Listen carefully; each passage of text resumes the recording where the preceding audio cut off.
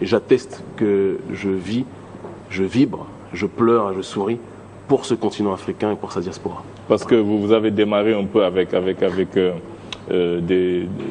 des associations que vous avez créées en France. Vous avez eu maille à partir un peu avec la justice, des associations qui ont été dissoutes par décret, s'il vous plaît. Voilà, donc que les organisations noires sont dissoutes. J'ai pas débuté pareil, j'ai débuté par le biais de la Nation of Islam, mais ensuite, lorsque, pour des raisons expliquées dans le livre, on va pas tout raconter là maintenant, mais j'ai dû m'en séparer. J'ai créé, en effet, j'étais toujours le plus jeune membre des organisations, la moyenne d'âge généralement était de 30 ans, j'en avais 22, j'étais le porte-parole, le leader déjà à l'époque. Et il se trouve que lorsque des afro-descendants dans la diaspora en Occident s'autodéterminent et ne veulent pas être simplement les paillassons, ou ne veulent pas être, j'ai envie de dire, les marionnettes teintées de noir dans cette galerie qu'est la jungle humaine urbaine occidentale, on est toujours taxé de radicaux. Moi, je dis que je suis radicalement opposé à un système qui bafoue la dignité des Africains, qu'ils soient sénégalais, maliens, ou guadeloupéens, ou haïtiens, ou autres. Et si être extrémiste, c'est être extrêmement opposé, j'ai envie de dire, à l'asservissement de notre identité, de notre réalité africaine, si c'est ça être extrémiste, alors dans ce cas... Parce que vous, votre credo, c'était le fait de ne plus laisser les Noirs se faire marcher dessus, de réagir parfois même sur le plan physique, de vous opposer aux gens qui ont un peu brimé les Noirs en France. Ma démarche a toujours été bicéphale, à la fois physique mais aussi mentale. C'est-à-dire que la plus grande arme sur cette terre, et j'y crois parce que je pratique cette arme et je l'utilise plus que jamais, c'est le verbe, c'est le mot. Comme vous le dites, vous, c'était renverser la terreur, en fait, que la peur change de camp. Que la terreur change de camp, parce qu'on est une population qui a été terrorisée. Et ce n'est pas faire de la victimisation que de constater cette réalité. Après, la question, c'est qu'est-ce qu'on fait de cet état de fait, et qui a été terrorisé par le biais de la colonisation, de l'esclavage. On ne va pas ressasser éternellement le passé, parce qu'aujourd'hui, même s'il y a le néocolonialisme qui est présent, il faut aussi qu'on soit capable de regarder notre responsabilité en tant qu'Africains dans la situation que nous vivons. Et nous sommes les premiers responsables de ce qui nous arrive. Et moi, je suis parti du principe, lorsque j'ai commencé à militer, j'ai commencé très tôt, comme vous le dites, j'ai commencé à 17 ans et demi, 18 ans. J'observais ce qui se faisait dans la diaspora, dans les milieux intellectuels panafricains, et j'avais l'impression qu'en réalité, il y avait beaucoup de gens qui étaient là pour singer l'occidental, pour singer le français. Tout le monde parlait ou scandait la fierté de l'Afrique, mais dès qu'un occidental rentrait dans la pièce, le premier qui scandait était en train comment dirais-je, de tomber telle une feuille morte, parce que quelque part, ils ont été conditionnés pour avoir une vision qui est que l'occidental est celui qui a raison, et nous autres, nous sommes leur sujet. On a voulu inverser cette valeur.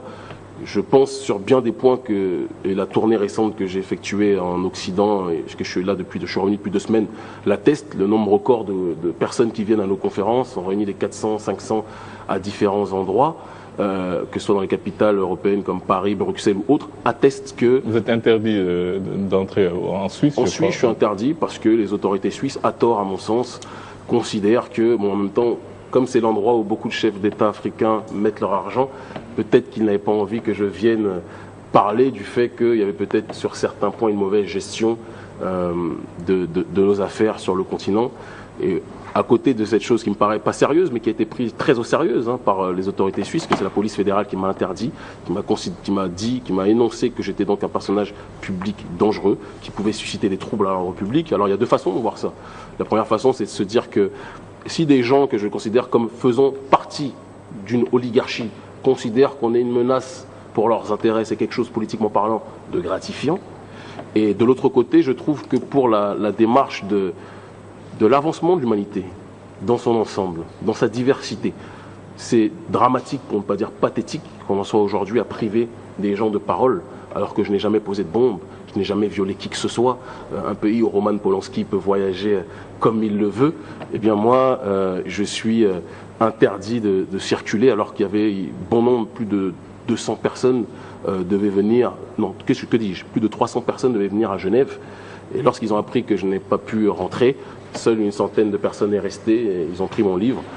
Ça atteste aujourd'hui qu'il y a un éveil des consciences qui se situe dans la diaspora ou même sur le continent. Dans 2 jours, je suis en conférence à l'université Dakar-Bourguiba, ce samedi 29.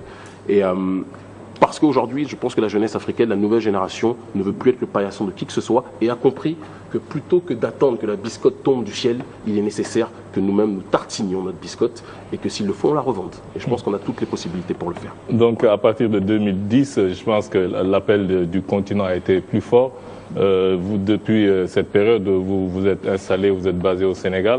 Donc, c'était pour montrer que ce panafricanisme dont vous parlez, c'était pas seulement des mots et que vraiment vous aviez décidé, parce que vous n'étiez pas obligé de le faire, vous n'étiez pas en exil, vous étiez même interdit de sortir du territoire. C'est la première fois qu'un Africain est interdit d'un territoire français. D'habitude, c'est le contraire qui se passe. Là, on vous a interdit de sortir.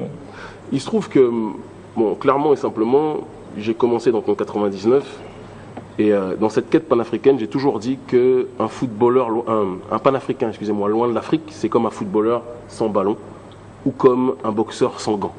Il arrive un moment où notre Graal, notre Saint Graal, c'est l'Afrique. Et on se doit d'une façon ou d'une autre d'être en rapport avec cette dernière, évidemment, sinon il n'y a pas de sens sur le terrain du panafricanisme, et de tout faire pour revaloriser son identité, revaloriser et surtout défendre le plus possible ses intérêts. Et il fallait, avant que je rentre, que je puisse effectuer un certain nombre de démarches, être dans un cadre de panafricanisme d'abord d'opposition et de dénonciation vis-à-vis de l'oligarchie, mais si je reste jusqu'à 70 ans dans la dénonciation et l'opposition, il arrivera un temps où les gens poseront légitimement la question qui est que Kémy, tu es très fort pour te faire entendre pour dénoncer, mais qu'est-ce que tu proposes? Et je ne leur ai pas laissé cette occasion-là, dans le sens où, en effet, à la base, dès 2009, je devais rentrer sur le continent, puisque j'avais été invité auparavant par l'ancien Premier ministre, le défunt Premier ministre de la République centrafricaine, Abel Goumba, qui voyait en moi un grand espoir sur le terrain du panafricanisme, qui, lorsque j'avais été incarcéré par Sarkozy pour motif politique, m'avait soutenu. Et il voulait que je rentre sur le continent. Et j'ai été arrêté peu de temps avant mon départ, justement déjà en 2009, par la section antiterroriste, alors que je n'ai jamais posé de bombe, il faut le savoir, française, qui estimait que je rentrais en Afrique pour chercher des financements, pour revenir faire une révolution urbaine en Occident, ce qui dénote d'une totale incompréhension du paradigme panafricain qui est le mien vis-à-vis de ces autorités. Ces autorités françaises n'ont tellement pas été habituées à voir des Africains penser par eux-mêmes, pour eux-mêmes, que lorsqu'on pense librement, on devient un esclave rebelle. Et donc j'ai été interdit de sortie du territoire pendant 2 ans. C'était une des périodes les plus difficiles, objectivement parlant, de ma vie, bien plus que mon incarcération sous le régime de Sarkozy, parce que j'ai été privé de mes relations avec mes proches, j'ai été privé de discours publics, alors que c'est par ce biais-là que je me fais entendre et que je me fais comprendre. Et ça m'a permis l'introspection et de sortir encore plus fort. Je suis quelqu'un qui se me remet souvent en question. Et là où certains veulent me noyer, ils m'apprennent l'apnée. Moi, c'est ma démarche. Et donc voilà, c'est comme ça que les choses sont passées. Donc ça fait 2 ans que je suis ici, dans le cadre de la Société africaine Mosaïque et des conférences que je fais dans la plupart des universités de la région. On va un peu rentrer plus en détail dans le livre avec nos camarades, en commençant par Alpha. Merci Alioune. Bonjour Sémi, Seba, Kémy. Kémy Seba. Kémy Seba. Alors vraiment, moi je suis très enchanté, je dirais même honoré d'être sur ce même plateau avec toi. Je me permets de te Il n'y a pas de problème. Parce que la lecture de ce livre a été pour moi un véritable plaisir. J'ai adoré la façon dont tu as réussi à nous conter ton histoire. Un livre qui est très bien écrit. Hein. Ah oui, c'est vous qui l'avez écrit. Hein. Ça ne peut être que moi. Excusez-moi, je vous tutoie, mais si tu connais mon discours, tu sauras que ça ne peut être que moi. Parce que je ne pense pas qu'un nègre va utiliser un nègre pour... pas avoir plus nègre que moi. Et puis il y a certains aveux, il y a une certaine intimité dans ce livre qui atteste que l'auteur... Il aurait pu dicter au nègre pour... Non, je ne pense pas. Il n'y a pas plus nègre que moi. Et je me suis même finalement retrouvé un peu dans certains passages.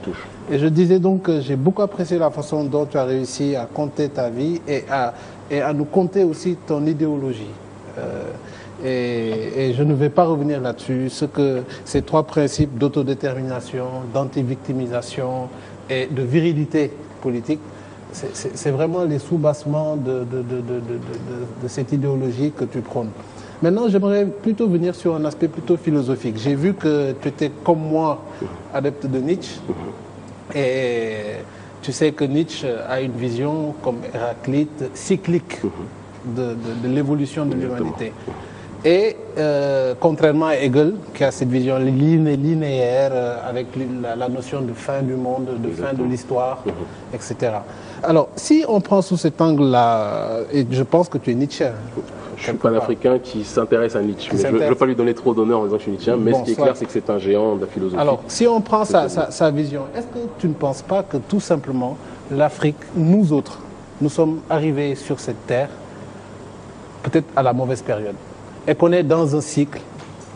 Ce cycle a commencé peut-être par nous, où il y a eu cette belle époque, où tu disais dans le livre, justement, où j'ai appris que le Sahara n'avait rien à voir avec ce qu'on a aujourd'hui. Tout vient du Sahara, en fait, même la société égyptienne, d'après la théorie qui est dans le livre.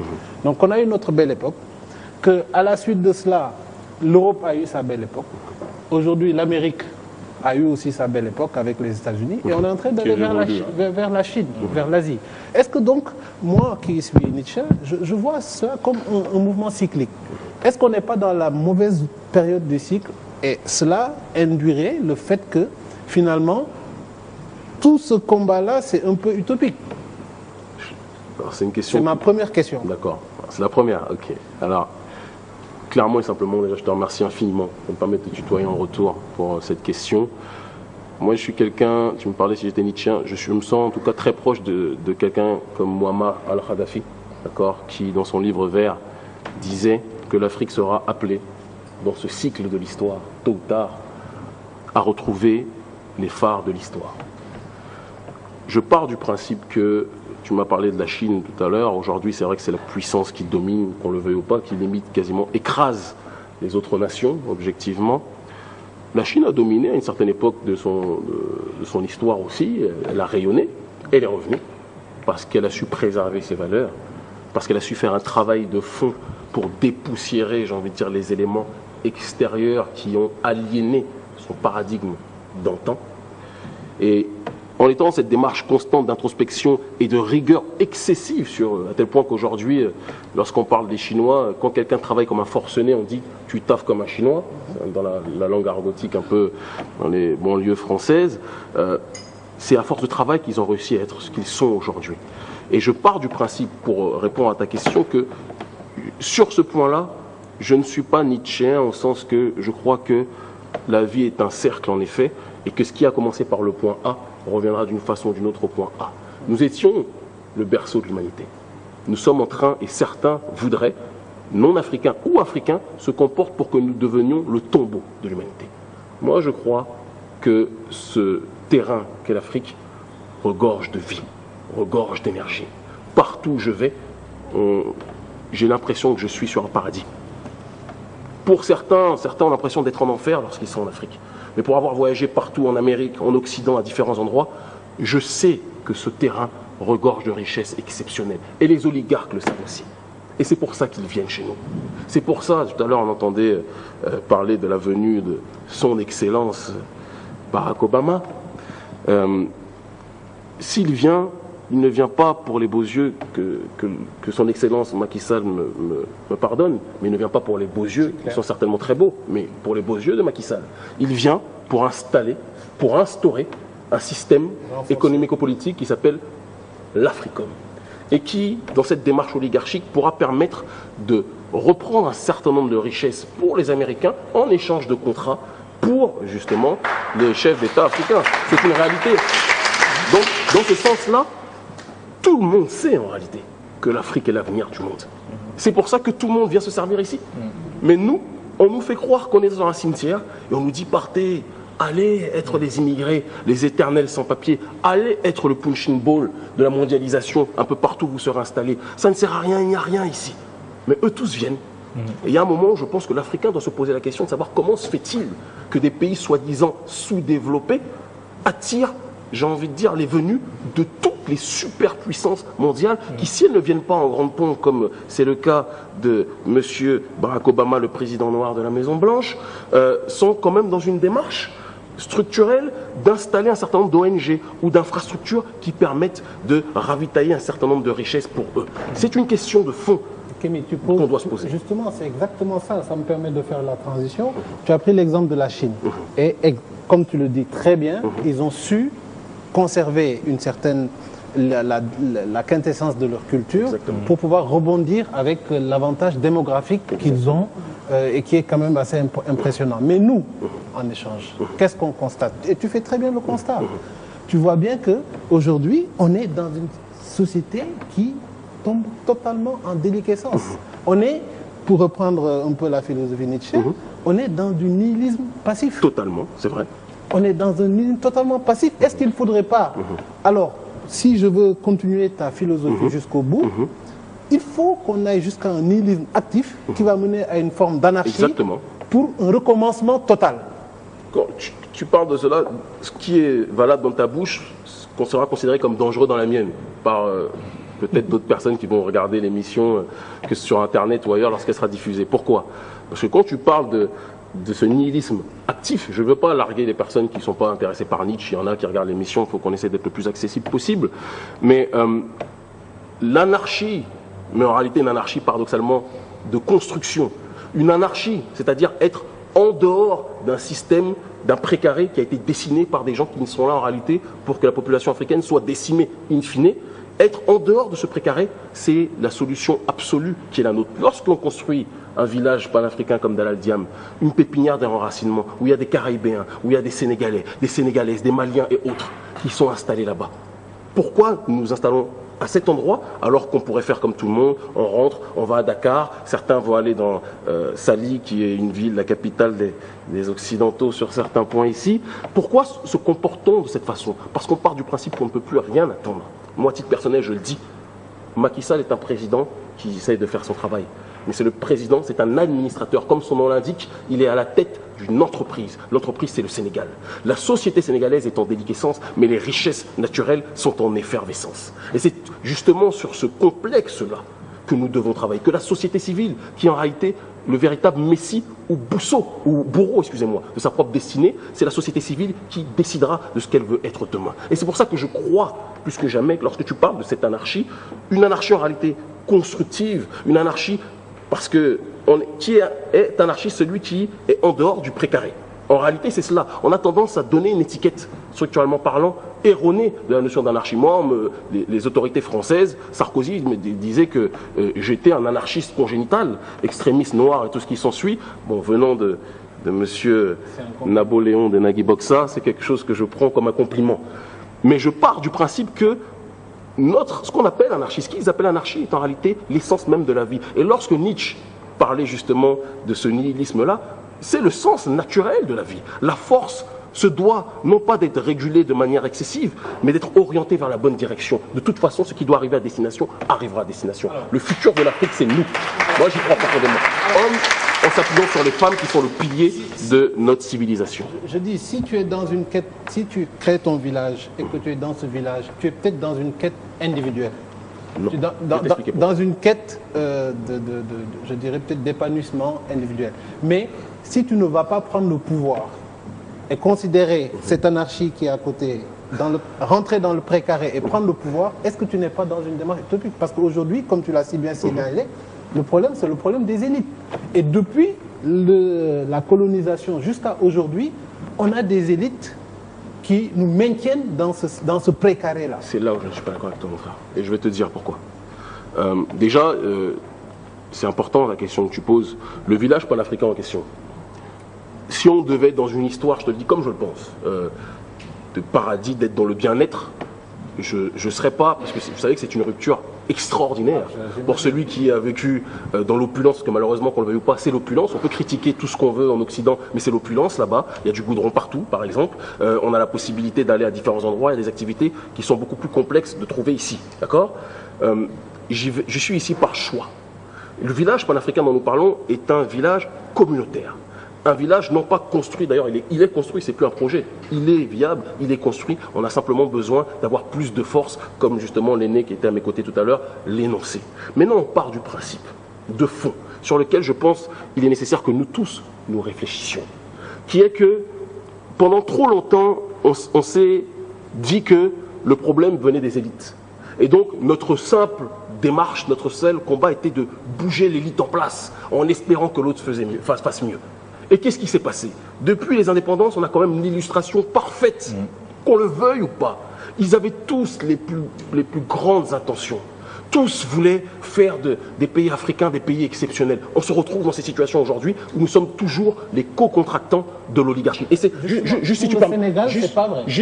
Pour le Sénégal, nous, on a eu 3 présidents, et tu l'as dit très bien dans ton livre, avec Senghor notamment, qui n'ont jamais remis en question la dépendance vis-à-vis de la France. Tu as dit quelque chose d'important. Mais Senghor, il faut prendre le pré-Senghor, le Senghor avant son mandat présidentiel et le Senghor président. Tu verras qu'il y a une différence de fond entre les deux. Le Senghor d'avant, dans ses rencontres avec Aimé Césaire, dans ses rencontres avec celui qui est l'homme que je préfère en réalité, mais qui est le moins connu des 3 de la négritude, qui est Léon Gontran Damas, qui était un génie verbal dont je me suis beaucoup inspiré et que j'ai énormément étudié lorsque j'étais dans la rue, à une certaine époque, eux tous avaient une vision de base qui était d'être en rupture avec l'ordre établi. Mais lorsqu'ils sont arrivés dans une entreprise qui n'est pas la leur, où ils sont simplement, quand on dit ministre, ministre en latin, tout à l'heure vous parliez du ministre par rapport au président, ministre en latin, j'adore l'étymologie, ministère c'est serviteur. Ce sont des serviteurs d'une suprapuissance qui est au-dessus de nous, dans laquelle le Sénégal n'est rien d'autre qu'une entreprise. Et moi je pars du principe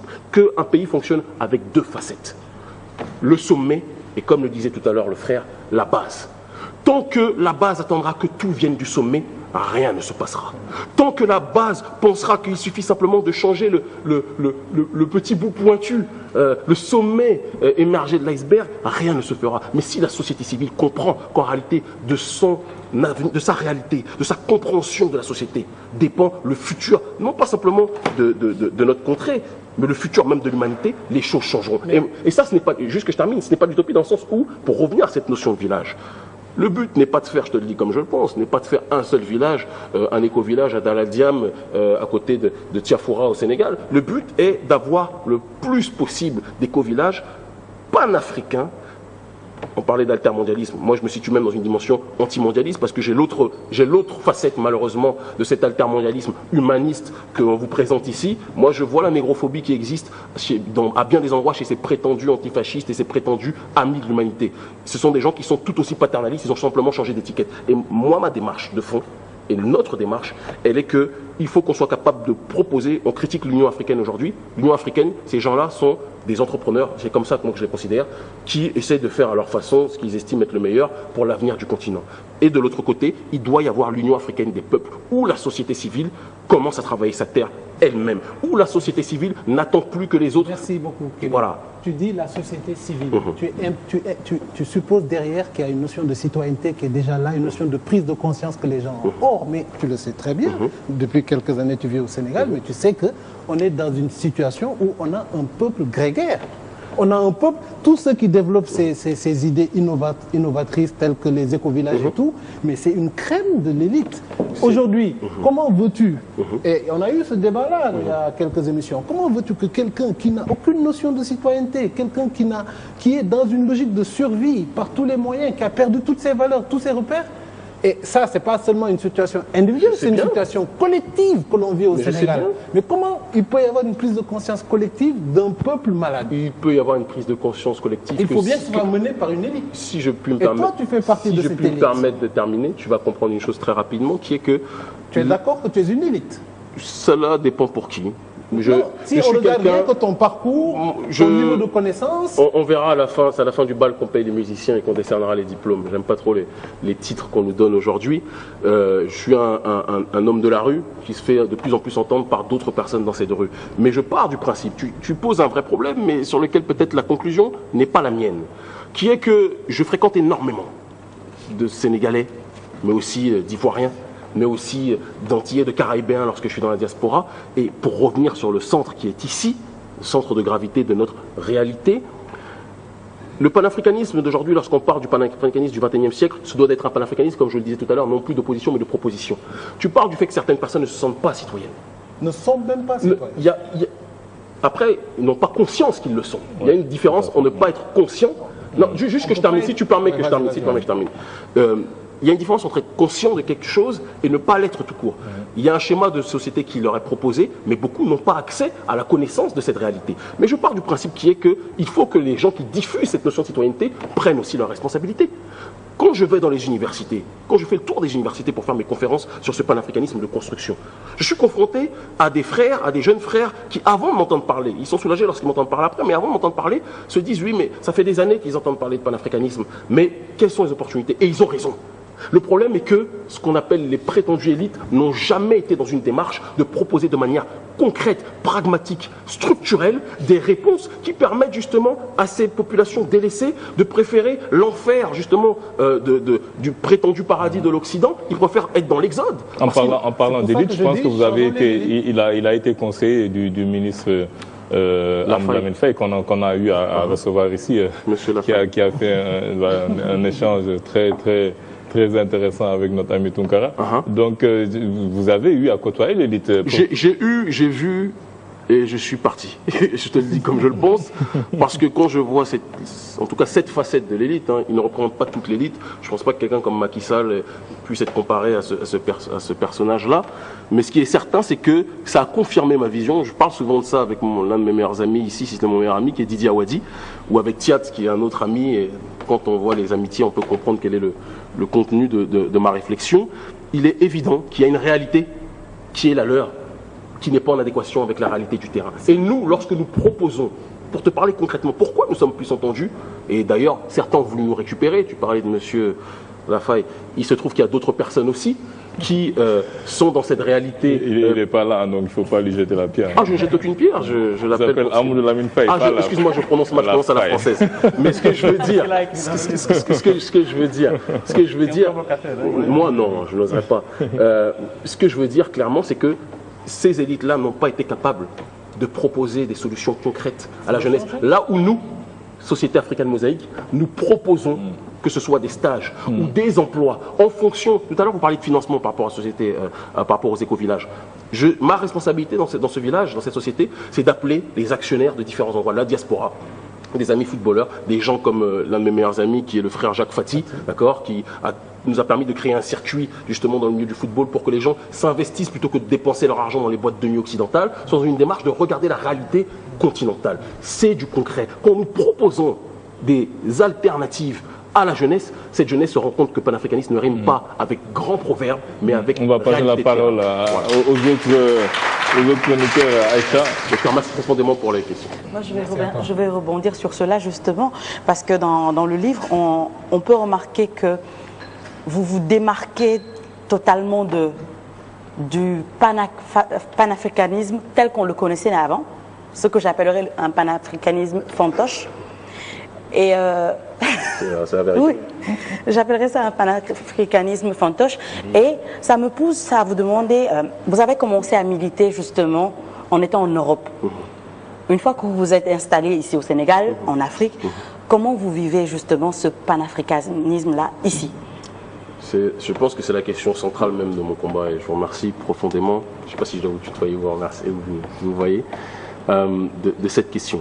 Il se trouve que clairement le départ, la genèse de mon combat s'est installé en Europe parce que c'est là où je suis né, c'est là où j'ai grandi, je suis né dans cette diaspora. Et si je devais parler d'un pays, en réalité, mon pays d'origine, au-delà du Bénin, c'est la diaspora parce que j'ai grandi avec des Haïtiens, j'ai grandi avec des Maliens, des Sénégalais, avec des Béninois, des Burkinabés, et ça m'a permis d'avoir dès le départ une vision globale, une vision continentale des choses qu'avaient nos aînés, Kwame Nkrumah, Thomas Isidore Sankara, Cheikh Anta Diop et bien d'autres.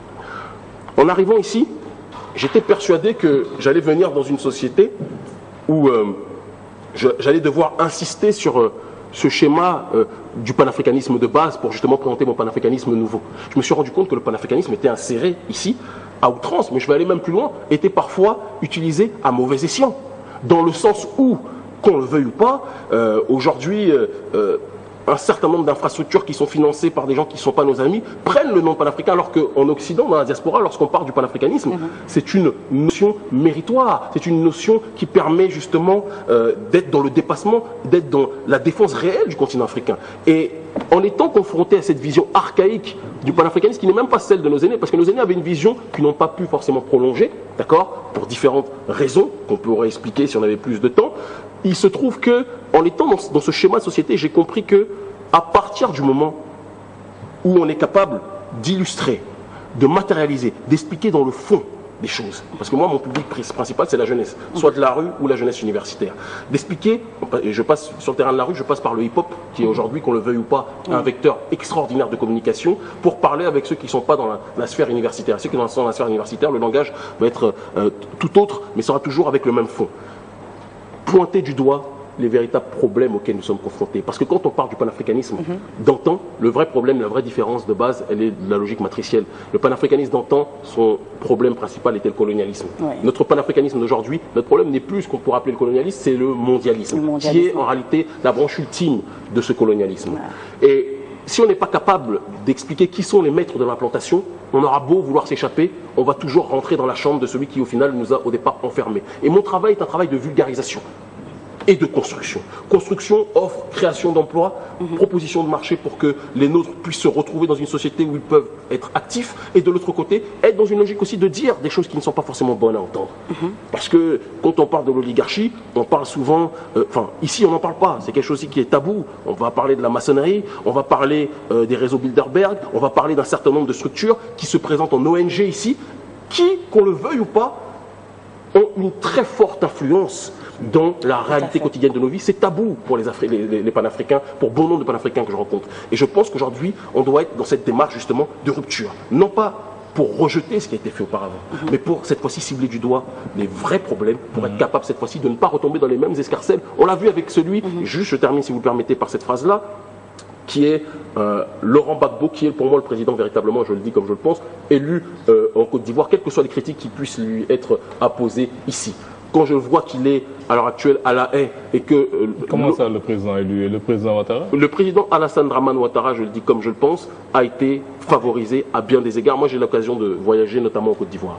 J'ai l'occasion de connaître bon nombre de militants ivoiriens, des deux camps. Tout le monde sait aujourd'hui, ça serait très difficile d'expliquer de manière complexe la réalité des soubassements de cette élection. Mais ce qui est certain, c'est que Alassane Dramane Ouattara, qui est un haut fonctionnaire, qui est un grand représentant depuis un certain temps de l'oligarchie, déjà à l'époque de M. Houphouët-Boigny, où il était ministre, Premier ministre, puis par la suite, lorsqu'il a été, j'ai envie de dire, un supragérant des infrastructures continentales africaines, cet individu était l'homme, le chosen one, j'ai envie de dire, de l'oligarchie, bien longtemps avant son élection et avant son érection politique, pour dire les choses telles qu'elles sont. Mais Laurent Gbagbo, lui-même, qui, à bien des égards, qu'on le veuille ou pas, était panafricain, malgré qu'il ait pu effectuer des excès. Je sais qu'ici, Laurent Gbagbo est très mal vu. C'est quelque chose que j'ai pu constater dans les universités, mais ça ne va pas empêcher de dire quand même les choses telles que je pense. Un individu tel que lui, son erreur principale a été de prendre pour amis des gens qui étaient en réalité intrinsèquement parlant ses ennemis. En se retrouvant dans une vision socialiste des choses, en pensant que s'il allait avoir des ennuis avec, j'ai envie de dire, l'oligarchie ou les atlantistes en tant que tels sur un terrain structurel, il allait pouvoir compter sur ses amis socialistes français. Qu'est-ce qui s'est passé lorsque l'oligarchie a décidé de changer de pion, parce qu'en réalité c'est ça le véritable nom? Il s'est retrouvé avec des gens qui étaient soi-disant ses meilleurs amis et qui l'ont jeté en pâture. Et aujourd'hui, cet aîné se retrouve à La Haye. Je tenais à dénoncer ça ce soir. C'est une réalité, tout comme Muammar al-Kadhafi, qui sont les deux derniers, pour moi, panafricains, qu'on peut critiquer. On peut dire tout ce qu'on veut. Il n'y a pas de saint sur cette terre. Mon livre en est l'illustration. Il n'y a pas de saint. Mais on essaie tous d'aller de l'avant. Et il se trouve que quelqu'un comme Muammar al-Kadhafi, là aussi, n'a pas mesuré quel était le niveau de la bête qu'il avait en face de lui, à tel point qu'il a été dans une démarche de financer des gens qui l'ont exécuté par la suite. Et c'est pour ça que quand on parle de supranégritude, quand on dit autodétermination, on ne veut pas être extra-déterminé ou déterminé par autrui. On veut être déterminé par nous-mêmes et compter sur nous-mêmes. Vraiment le plaisir et la liberté de te dire que moi je suis complètement en phase avec tes idées. Et je reste aussi sur le registre du tutoiement. Pareil, parce qu'on le sent et on essaie de sortir ce qu'on ressent. C'est ça qu'on sent. Complètement en phase. Pourquoi complètement en phase? Parce que nous sommes africains, nous sommes jeunes africains et une démarche comme celle-ci réveille en nous un déclic, quoi. D'accord? Pour certains. Parce que personnellement, pour moi, je veux dire, ce déclic-là, il a été opéré depuis très longtemps. Genre, ça c'est, je vous l'affirme. Alors, c'est quoi l'Afrique? L'Afrique, j'ai eu à le dire ici sur ce plateau, dans un certain contexte, c'est ce continent-là qui a été, de toute l'histoire du monde, le plus marginalisé, qui a été le plus piétiné. Vous utilisez le paillasson. D'accord? Vous dites qu'il faut qu'on arrête d'être des paillassons. Donc vous allez un petit peu plus loin, mais de toutes les manières, les symboles et les images sont là et ils sont très très forts. Vraiment le continent qui a été le plus agressé, d'accord, depuis l'aube du temps jusqu'à aujourd'hui. On ne va pas revenir sur la colonisation, ni sur l'esclavage avant, etc. Et pourtant cette Afrique-là aujourd'hui tient debout encore. L'Afrique tient debout. Et ça, il faut qu'on ait le courage de le dire, de le reconnaître par nous-mêmes, de le dire et de le valoriser. L'Afrique, comme je l'ai dit tantôt, je ne vois pas d'autres peuples qui a été aussi agressé qu'elle. Les Indiens ont disparu pour voilà. ça. Mais bien entendu. Aujourd'hui, l'Afrique tient encore, grâce peut-être à des personnes comme vous, même si je sais que par modestie... Tu vous vois. Bon, l'un dans l'autre, ça ira.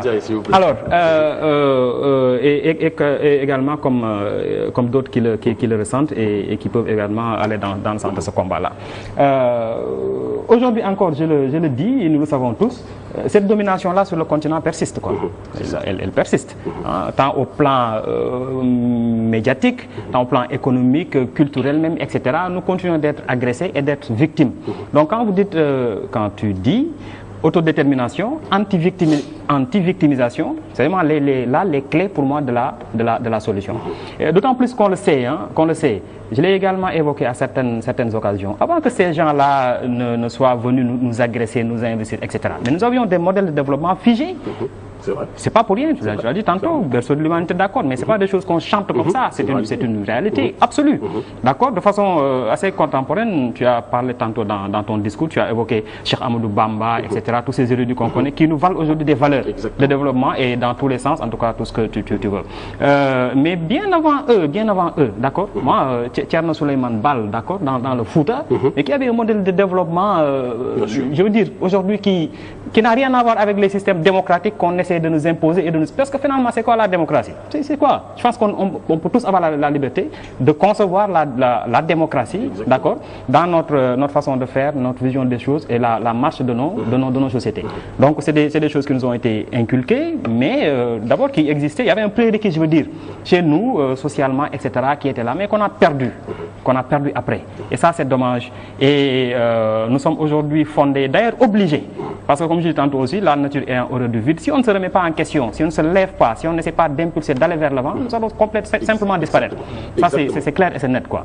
Alors, Nietzsche, vous en avez parlé tantôt, je ne suis pas Nietzschien moi, donc je ne vais pas dans la démarche philosophique, mais la démarche peut-être un petit peu plus pratique ou même peut-être chimique des choses, à une petite mesure, quoi. Pour moi, l'anarchie, c'est quoi? C'est action-réaction, quoi.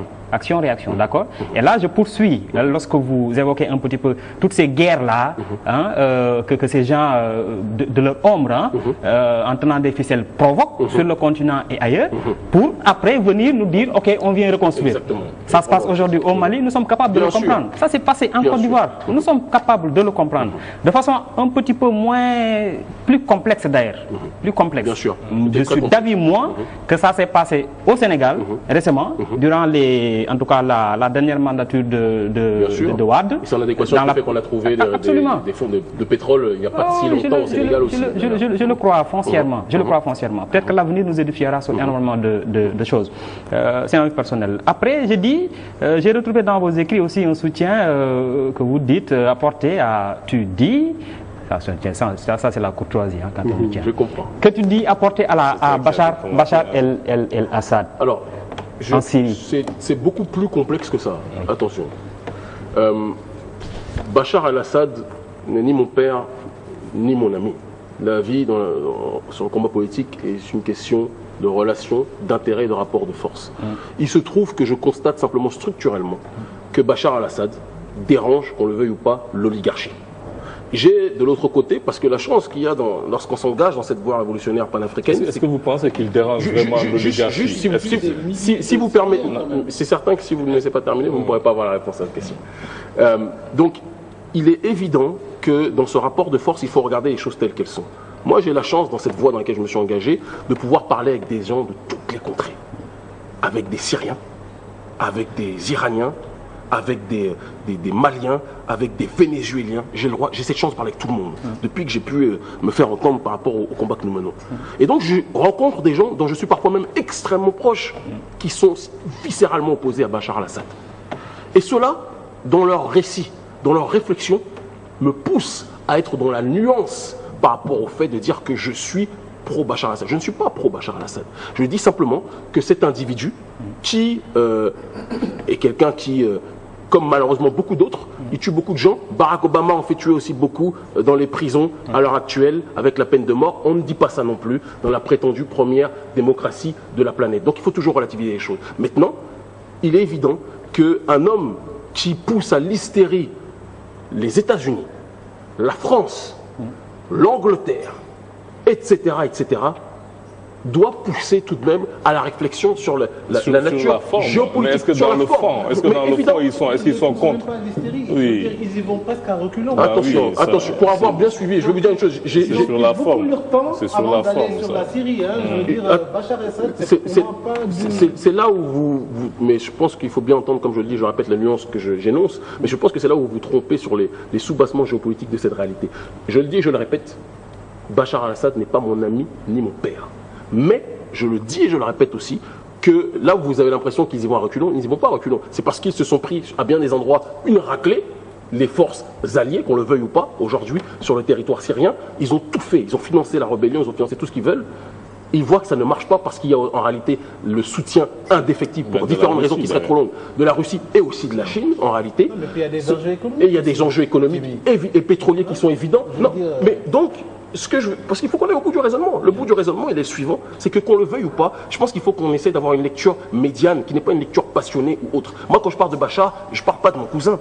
Vous comprenez ce que je veux dire? Et je ne parle pas d'un humaniste non plus, parce que je le dis, je suis le premier à le dire. J'ai une critique. Juste que je termine. Juste que je termine. Des milliers de personnes de sa population, ça, il faut le condamner. Il ne s'agit pas de prendre parti pour lui ou pas. Je vais te dire une chose qui va te surprendre, mais je ne veux pas mettre sur le même pied d'égalité les deux personnages que je cite. Muammar al-Kadhafi, j'ai entendu durant cette période de guerre qu'il était un assassin, qu'il tuait son peuple. C'était dans cette propagande médiatique. Ils ont été extraordinairement forts pour présenter. Ce qu'on appelle les médias mensonges. Exactement, les médias mensonges. Juste que je termine cet exemple parce qu'il est déterminant. Je ne compare pas les deux, mais il y a quand même un lien sur certains sujets. Ce que je vais te dire par là, c'est quoi? C'est qu'aujourd'hui, qu'ils ont exécuté l'un des derniers grands panafricains de ce continent, quelqu'un que j'ai pu rencontrer lorsqu'il était venu en France, Muammar al-Kadhafi. Aujourd'hui, les Noirs, les mêmes qui répétaient que Kadhafi était un tyran, sont ceux qui sont chassés en Libye par les négrophobes de Libye, ces Libyens racistes qui sont installés là-bas et qui, juste que je termine, qui pourchassent les Noirs. Donc le peuple opprimé, je pense qu'il faut, on est dans une situation de guerre. Dans une situation de guerre, il n'y a personne qui a les mains propres. Personne. Mais Bachar el-Assad n'est pas un panafricaniste. Je n'ai pas dit qu'il est un panafricaniste. Je dis, il est rien. Non, moi je pense que là-dessus tu es sur le terrain et peut-être que je peux me tromper parce que je ne suis pas omniscient et je ne prétends pas avoir le monopole de la vérité. Et donc il faut avoir l'humilité sur ce terrain-là. Donc je dis, donc peut-être que tu as raison sur ce terrain-là. Mais moi je pars du principe, pour avoir eu cette possibilité de voir les deux camps, qui est que Bachar al-Assad tue en effet beaucoup de gens, comme les rebelles en tuent aussi énormément, on ne le dit pas, et ce que je constate à l'heure actuelle, c'est qu'il y a une coalition spectaculaire, même si elle est quasiment en réédition, parce que c'est un sujet que je suis mais avec une extrême attention. Je ne peux pas tout dire, parce que là aussi, je suis un polémiste panafricain, mais voilà, j'ai pas envie de l'émission et des problèmes. Mais ce que je veux dire, c'est, plus sérieusement, je pars du principe que cet individu, qui est un mal pour certains, et peut-être sur d'autres sujets, dans la coalition des nations, j'ai envie de dire, non alignées, c'est pour l'instant peut-être un mal nécessaire. Le temps me dira si oui ou non j'ai raison. Que ce soit un tyran, oui. Que ce soit, il n'y a pas de problème. Tu peux être en désaccord. Mais on veut tous que le massacre s'arrête. Des centaines de Syriens innocents. Bon, déjà, comme tu l'as dit très justement tout à l'heure, la Syrie et le panafricanisme, c'est pas très lié. Donc là, on parle de Bachar al-Assad, si on parle de Cheranta, on parle de Sankara, ça me parle plus. Je me retrouvais à défendre. Je pense que si Babacar en a parlé, c'est parce que tu en as parlé. Voilà, mais j'en parle parce que dans cette démarche révolutionnaire, je suis amené à rencontrer différentes factions. Il y a des choses que je pourrais dire là, que je dirai en privé quand je serai avec vous, et d'autres que je peux dire ici présentement. Je rencontre des révolutionnaires de part et d'autre. Je rencontre des révolutionnaires qui sont anti-Bachar et qui sont anti-mondialistes, dont je suis proche aussi. Et je rencontre des révolutionnaires qui sont pro-Bachar, dont un dont je suis très proche, qui s'est engagé dans l'armée de Bachar al-Assad, qui s'appelle Sidik, et que je tiens à saluer ce soir, qui s'est engagé parce qu'il sait la répercussion que ça va installer, parce qu'on parle de la Syrie. En réalité, le vrai problème, c'est pas la Syrie, c'est Israël, qu'on parle concrètement, si on veut en parler. L'acharnement qu'il y a contre Bachar al-Assad est dû au fait que, on sait tous que la Syrie, aujourd'hui, sur le terrain géopolitique, est une des grandes forces qui soutient en sous-bassement, que ce soit l'Iran, que ce soit la Palestine et d'autres endroits. Assad a eu à collaborer avec les mais comme on va... Et à suivre complètement leur désiderata. D'accord. Il y a eu un moment comme Muammar al-Kadhafi à une époque a financé, à la fin malheureusement, a financé des gens qui l'ont tué. Je suis totalement, comme je le dis, et je pense qu'il faut que, là aussi en Afrique, et je veux faire mentir Senghor. On est dans l'anniversaire de la mort de Césaire, ou en tout cas l'anniversaire de son œuvre, son centenaire, qu'on parle clairement et simplement. Quand il disait « la raison est hélène, l'émotion est nègre », je veux tuer cette émotion. Et j'aimerais qu'on soit froid. Il n'y a pas d'amis, il n'y a pas d'alliés. Moi, quand je vois du sang dans une guerre, ça ne me surprend plus. Ma vie est faite de coups et de sang. Je sais que la difficulté est réelle. Je souhaite qu'elle s'arrête, cette guerre. Parce que j'ai vu, mon ami. parce que j'ai vu, et en tout cas clairement, moi je sais que les Israéliens, je terminerai par là, j'espère que je... Non, t'inquiète pas, je ne vais pas trop rebondir, mais disons que, voilà, Israël a un projet, et tous les anticolonialistes de la Terre devraient avoir un projet qui est tout autre. Moi, c'est sur cette simple ligne de pensée et d'action que je me situe. Mais je ne suis pas un Bachar al-Olâtre, et je vais même aller plus loin, je ne suis pas un syriolâtre, pour la simple raison que je ne suis même pas sûr que les Noirs sont extrêmement appréciés là-bas, si on doit parler simplement. Mais on doit parler avec rationalité et parler, quand on se situe sur le dôme de l'anticolonialisme, de quelle est cette force prédatrice qui veut mettre les uns, les autres, les pions, les uns, les autres, etc. et chasser ceux qui ne leur servent plus. Justement, comme tu le disais, peut-être qu'il lui servait auparavant, mais il ne leur sert plus maintenant. Gbagbo, à un certain moment, le président Laurent Gbagbo a suivi, a collaboré, a fait un certain nombre de choses. Oui, non, mais je le dis. Mais il n'en demeure pas moins qu'entre lui, il y a toujours la politique du moins pire, c'est la réelle politique, c'est une réalité. Entre lui et M. Ouattara et sa dame israélienne, qui est une grande amie de cette région du monde, je pars du principe que je me sens plus proche de l'homme qui a la haie, je le dis froidement, même si ça peut choquer un certain nombre de gens. Je pense que... Juste pour terminer, parce que sinon on ne va pas s'en sortir. Hein. Je pense qu'on va pas s'en... On va faire une pause sur ça parce que sinon on n'aura vraiment pas le temps. Et il y a voilà, c'est passionnant. Là, il y a les dames de Djoteli qui attendent. Voilà, Alpha a pris ton temps. Les dames de Djoteli qui attendent. Donc nous avons été très heureux de vous avoir sur ce plateau, vraiment. On aura certainement l'occasion de revenir encore sur ça du moment que vous êtes au Sénégal.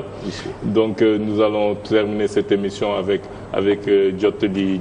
Je peux juste préciser que je suis en conférence ce samedi à l'université Dakar-Bourguiba à 15h, donc auprès des jeunes étudiants de l'université Dakar-Bourguiba, et tout le public est accepté. S'il y a des places, ils seront accueillis. Voilà. Pour parler de la négritude face aux enjeux du mondialisme. D'accord. Donc je rappelle que votre livre, il est vendu ou il est dans toutes les bonnes librairies? Il y a un dépôt qui est à Mbao. D'accord. Et toutes les personnes qui veulent obtenir ce livre peuvent rentrer en contact avec nous par le biais, aujourd'hui, Internet, c'est notre vecteur de communication principal, d'accord, en envoyant un mail, comme une trentaine de personnes l'ont déjà fait depuis qu'on est arrivé, et on espère que ça va continuer, voilà. Donc c'est supranégritude, autodétermination, anti-victimisation, virilité du peuple. Voilà. Préfacé par Grégoire Biogo. Voilà, qui est un philosophe gabonais que j'aime profondément. Donc nous allons terminer cette émission avec Djoteli Group.